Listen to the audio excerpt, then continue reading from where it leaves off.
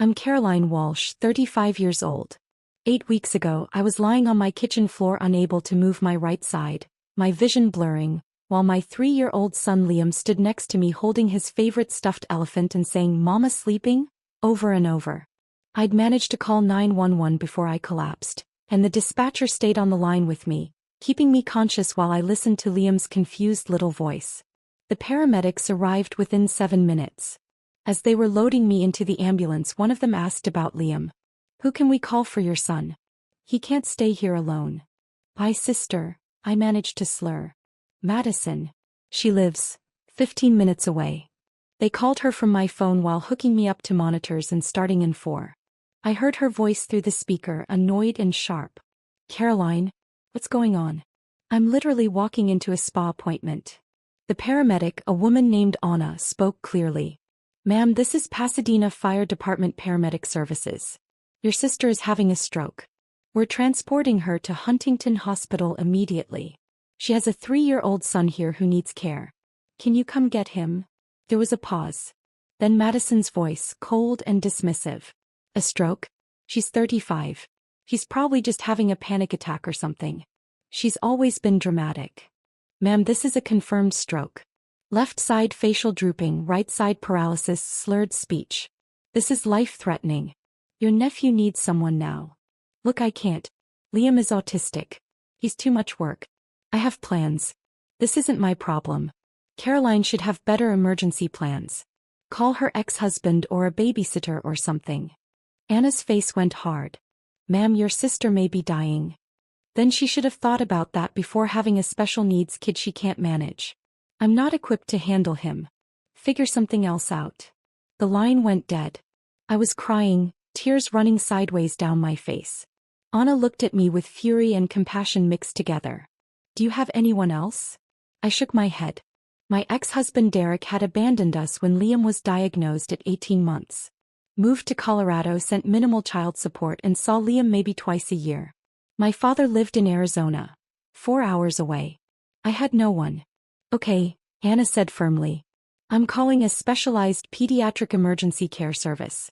They handle special needs children. Your son will be safe. You focus on staying with us."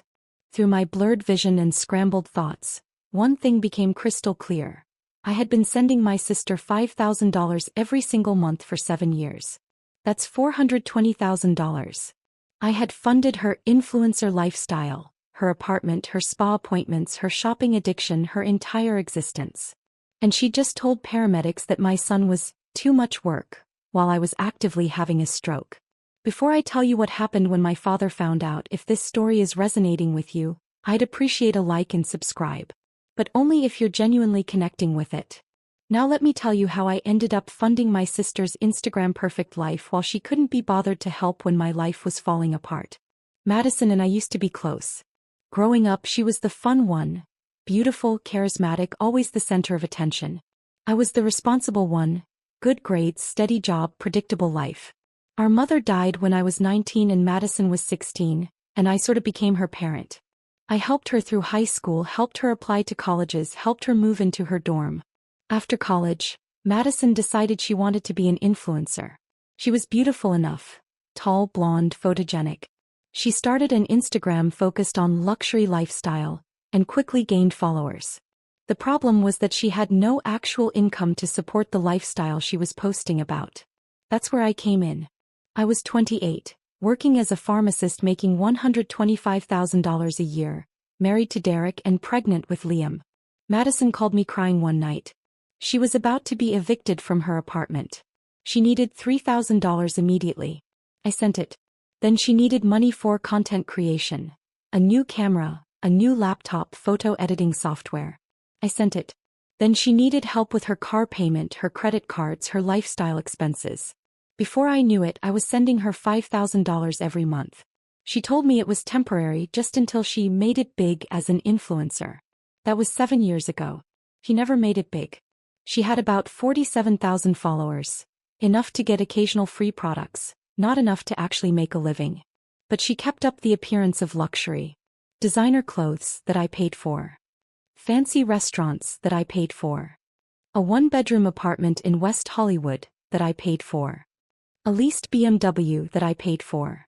Her entire life was a performance funded by me while she posted things like, blessed and grateful for this abundant life sparkles hashtag self-made hashtag boss babe hashtag living my truth. When Liam was born, Madison came to the hospital for 20 minutes, took a few photos holding him for Instagram, hashtag anti-life hashtag family first, and left. When Liam was diagnosed with autism at 18 months, she said, "That's rough. Let me know if you need anything," and then never asked about him again. When Derek left us because he couldn't handle raising a disabled kid, Madison's response was a text, "Men are trash. You're better off without him. Want to get drinks this weekend?" I never got drinks with her. I was too busy with therapy appointments, occupational therapy, speech therapy, behavioral therapy. Liam had intensive needs, he was nonverbal, had sensory processing issues, and needed constant supervision. I was a single mother working full-time and managing 15 therapy appointments per week. Madison visited maybe 4 times in 3 years.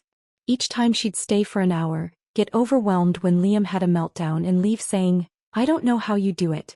He's so intense." But she never once offered to help. Never offered to watch him so I could sleep or shower or just breathe. Never offered to come to an appointment with me. Never asked what she could do. She just kept cashing my checks and posting hashtag self-care content about bubble baths and yoga retreats. The stroke was massive. A blood clot in my middle cerebral artery caused by undiagnosed high blood pressure. Stress induced from being a single working mother to a special needs child while financially supporting my ungrateful sister. I was in surgery for 6 hours while they removed the clot. The specialized care service Anna called found a woman named Teresa who was trained in special needs care. She got to my house within 30 minutes, met Liam and stayed with him for 4 days until my father could drive up from Arizona. The bill for specialized emergency care came to $6,240. Worth every penny to know Liam was safe and cared for by someone who actually understood his needs. Madison didn't call the hospital. Didn't text. Didn't check on Liam. Nothing.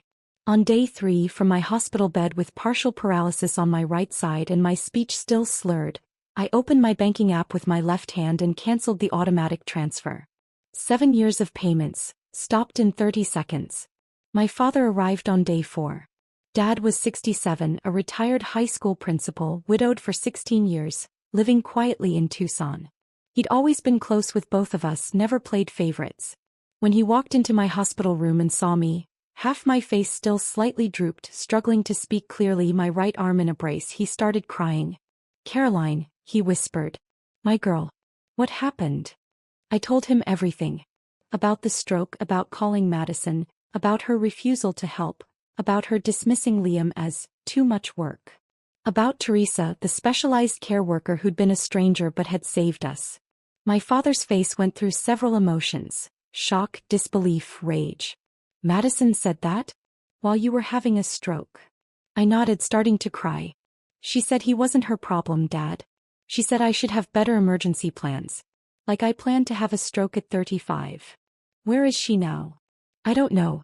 She hasn't called." My father pulled out his phone and called her right there. She answered on the 4th ring. "Hey Dad. What's up? What's up?" My father's voice was shaking with suppressed fury. "Your sister had a major stroke 4 days ago. She's in the hospital partially paralyzed. Where are you?" "Oh. Yeah, I heard about that. How is she?" "How is she?" "Madison, you were called to help with Liam during the emergency. You refused. You told paramedics your nephew was too much work." There was a pause. "Dad, you don't understand. Liam is really difficult. He has meltdowns and special needs. I'm not trained for that. It's not fair to expect me to drop everything. You were at a spa appointment. So, I had plans. Caroline should have backup childcare arranged. This isn't on me." I watched my father's face turn red. "Get to this hospital. Now." "Dad, I'm busy." "Madison Louise Walsh, you get to Huntington Hospital in the next hour or I swear to God I will drive to your apartment and drag you here myself. Now." He hung up. Looked at me. "I'm sorry. I'm so sorry, I didn't see how she'd become.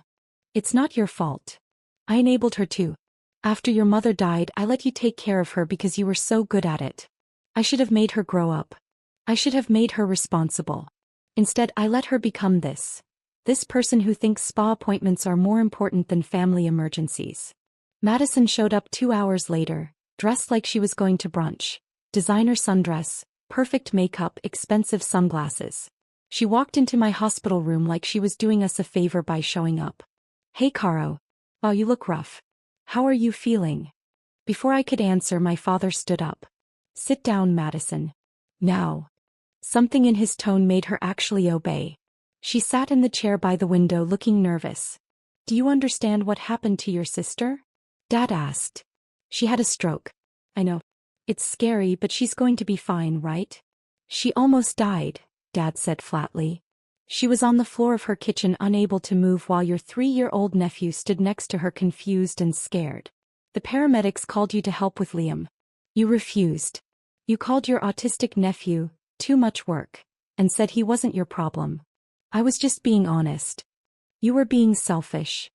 Dad's voice rose. "You were being the most selfish, entitled, ungrateful person I've ever seen. Your sister almost died and you couldn't be inconvenienced for one afternoon.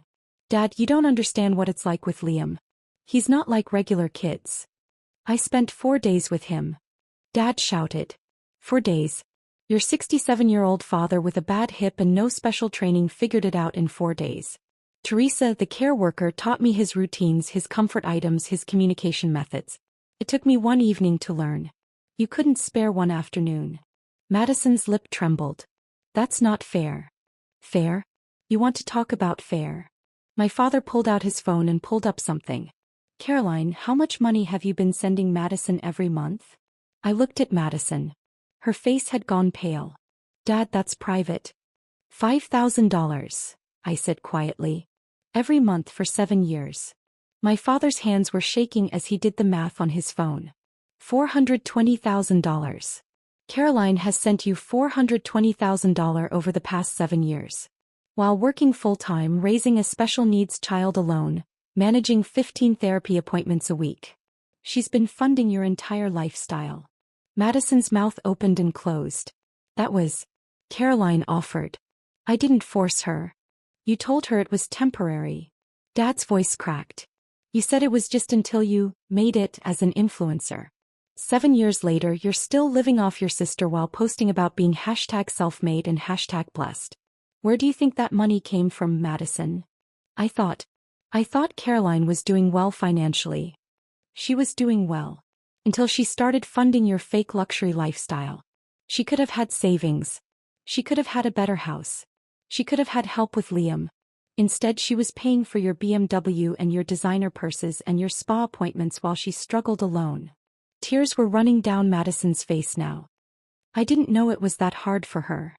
Because you never asked." I spoke up, my words still slightly slurred but clear enough. "You never once asked how I was managing. You never asked about Liam's appointments. You never offered to help. You just took my money and pretended your life was perfect while mine was falling apart. Caroline, I'm sorry. You told paramedics my son wasn't your problem," I said, and my voice broke. "While I was having a stroke. While I thought I might die and leave Liam alone. You said he was too much work.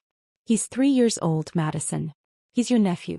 And he was too much work for you to handle for 1 afternoon while your sister was dying." Madison was crying hard now. I panicked. I didn't know what to do. "So you did nothing," Dad said coldly. "You chose a spa appointment over your sister's life. You chose your convenience over your nephew's safety. And you know what Caroline did? She hired specialized care from the ambulance while actively having a stroke. She made sure Liam was safe even while she was paralyzed.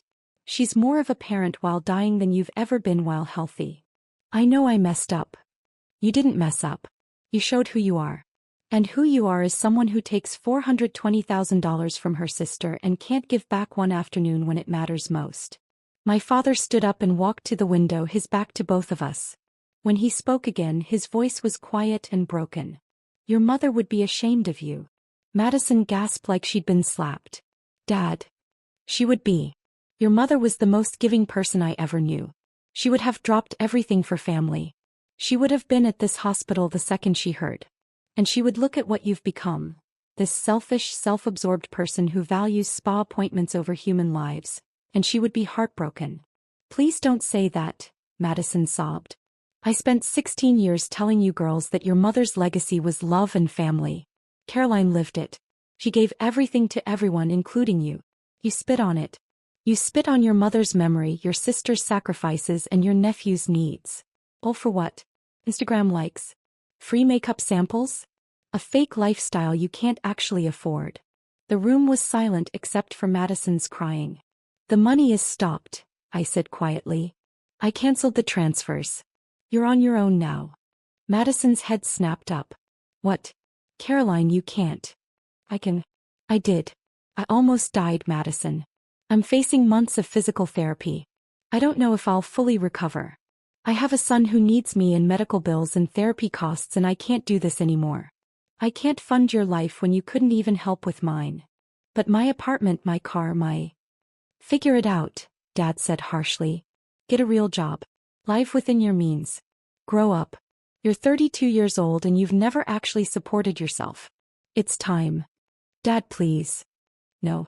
I'm done too. I've been sending you $800 a month for emergencies that never seem to end. That stops today. You want to live your luxury lifestyle? Earn it yourself. Actually be the hashtag self-made person you pretend to be online. Madison looked between us, panicked. You're both cutting me off? How am I supposed to live? The way everyone else does, I said. You work. You budget. You live below your means until you can afford better. You stop pretending and start being real. But I'll lose everything. My apartment, my car. Good, Dad said. Maybe losing everything will teach you what actually matters. Because clearly having everything handed to you taught you nothing. Madison left the hospital that night. She didn't say goodbye to me. Didn't ask about my recovery. Didn't ask about Liam. She just left. Over the next week my phone blew up. 67 calls the first day. 82 the second day. 93 the third day. Texts, voicemails, emails. All from Madison. Caroline, please, I'm sorry. I didn't mean it. I was just scared of doing something wrong with Liam. Please don't do this. I'll lose my apartment. The BMW is getting repossessed. Please, I'm begging you. I didn't respond. I was in physical therapy 3 hours a day, relearning to use my right side, working on my speech, trying to regain function. I didn't have energy for Madison's crisis. Dad blocked her number too.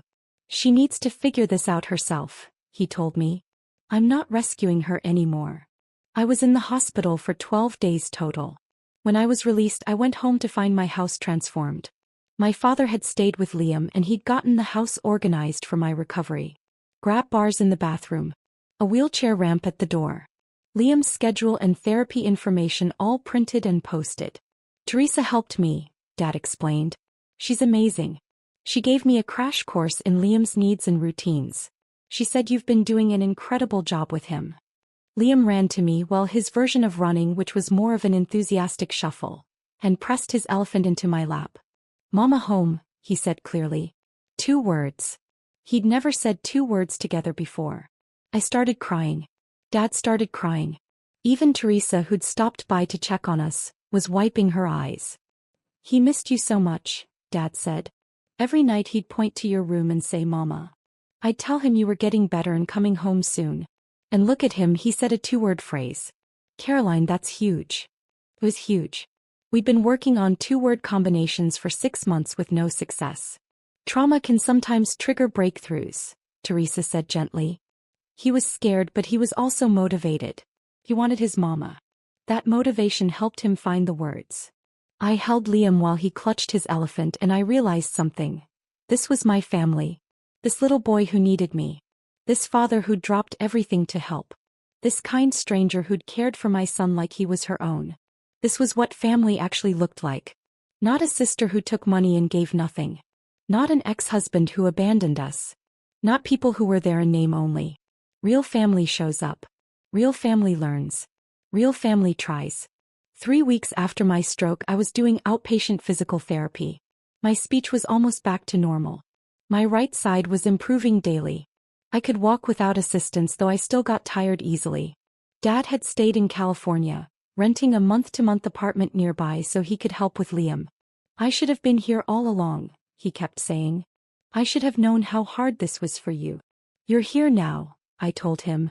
That's what matters. One afternoon there was a knock on my door. I looked through the peephole and saw Madison standing there. She looked terrible. No makeup, hair in a messy ponytail, wearing jeans and a t-shirt instead of designer clothes. I almost didn't answer, but Dad was there and he nodded. Let her in. Let's hear what she has to say. I opened the door. Madison looked at me and started crying immediately. Caroline. God, you look so much better. I've been so worried. No, you haven't, I said flatly. You've been worried about your apartment and your car. Not about me. That's not true. I've been terrified. When Dad told me how serious the stroke was, how close you came to dying. She broke down sobbing. I can't stop thinking about it. I almost lost you. Liam almost lost you. And I wasn't there. I chose a spa appointment over being there when you needed me. Yeah. You did. I know sorry isn't enough. I know I can't undo what I did. But I need you to know, I'm getting help. I'm in therapy. I'm working on understanding why I became so selfish, why I couldn't see past my own life to see how much you were struggling. Okay, I said neutrally. I got a job. A real job. I'm managing social media for a small business. It pays $48,000 a year. I moved into a studio apartment in Glendale that I can actually afford. I returned the BMW and got a used Honda. I'm selling all the designer stuff I bought with your money. Good for you. I'm trying to be better. I'm trying to be the sister you deserved all along. The aunt Liam deserves. I know I can't make up for 7 years of taking advantage of you. I know I can't take back what I said about Liam. But I want to try. If you'll let me. I looked at my father. He shrugged. Your call, Caroline. I looked at Madison, really looked at her. She looked different. Smaller somehow. Humbled. Like she'd been broken down and was trying to rebuild into something better. You hurt me, I said quietly. Not just that day but for years.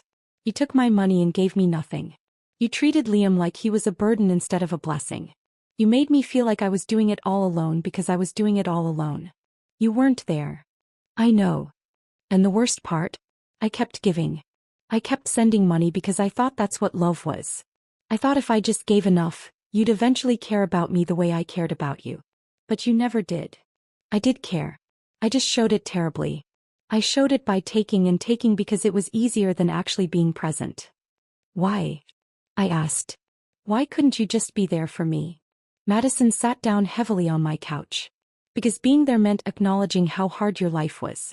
And if I acknowledged that, I'd have to acknowledge that I was part of what made it hard. I'd have to face that I was taking money you needed for Liam's therapies. That I was taking money you could have used to make your life easier. It was easier to pretend everything was fine, that you were doing great, that my taking wasn't hurting you. It was hurting me. Every month. Every time I had to choose between Liam's needs and sending you money, I chose you. Every time. I know. God, Caroline, I know. And I hate myself for it. Dad spoke up quietly. Hating yourself doesn't help, Caroline. Changed behavior helps, Caroline. You're right. Madison wiped her eyes. I want to help with Liam. Actually help. I want to learn his routines, his needs, his communication methods. I want to be an aunt he can count on. But I understand if you don't trust me. I understand if you never want to see me again.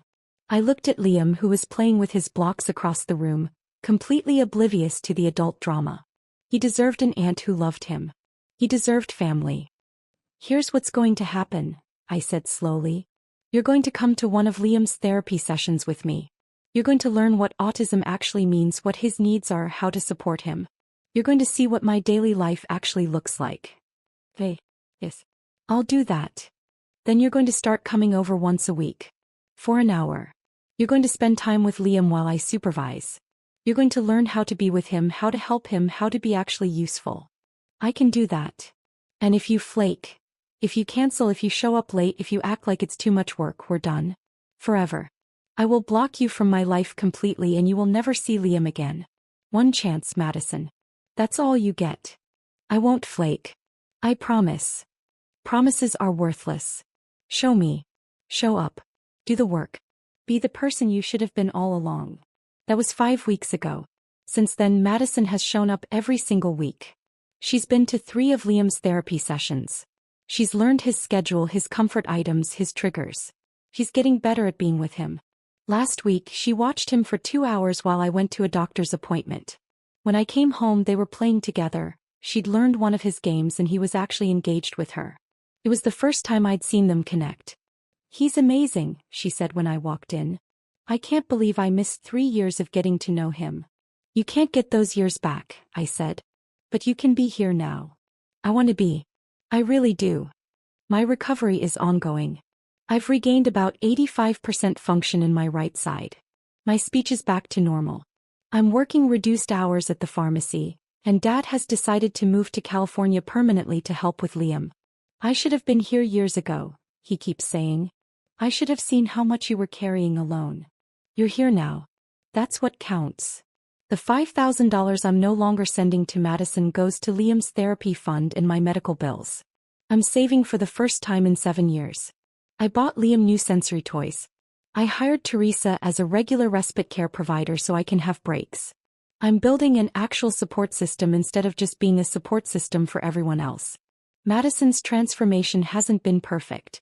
There have been moments where I see the old entitlement creeping back. A comment about missing her old life, a wistful look at designer stores. But she catches herself now. She apologizes. She's trying. Last week she posted on Instagram for the first time in months. No designer clothes, no luxury lifestyle.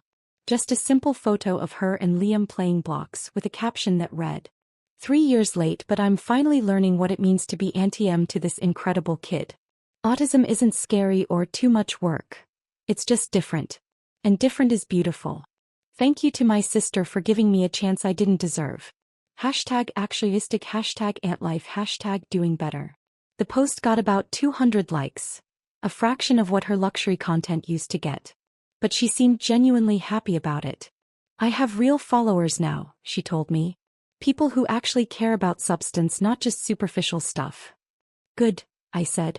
"Real is better than fake. Always was. I just couldn't see it." Today, 10 weeks after my stroke, I'm sitting in my backyard watching Dad push Liam on the swing.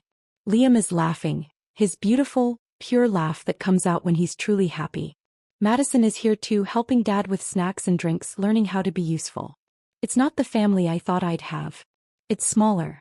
It's been broken and rebuilt. It's imperfect. But it's real. People show up. People try. People learn. My father pulled me aside yesterday and said something I'll never forget. "Your mother used to say that real family isn't about perfection. It's about showing up when it's hard." Madison finally learned that lesson. It cost her everything she thought mattered to learn it. But she learned. "Do you think she'll stick with it?" I asked. "I think she's scared enough of losing you again that she'll try. And trying is all we can ask." She's right.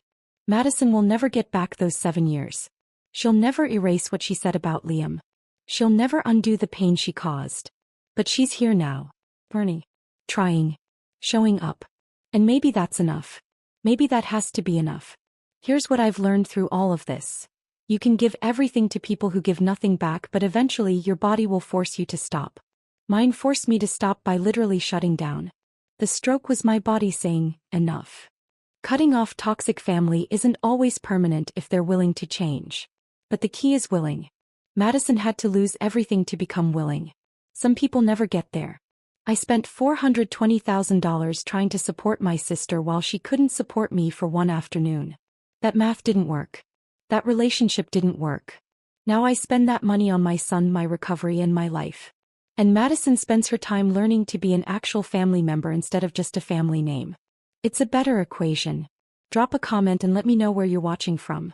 And if you've been the person everyone takes from but no one shows up for, know this. It's not selfish to stop giving to people who only take. It's survival. Sometimes people need to lose you to learn your worth. Sometimes they learn. Sometimes they don't. Either way, you deserve people who show up when it's hard, not just when it's convenient. My sister finally learned that lesson. It almost cost her everything. But she learned.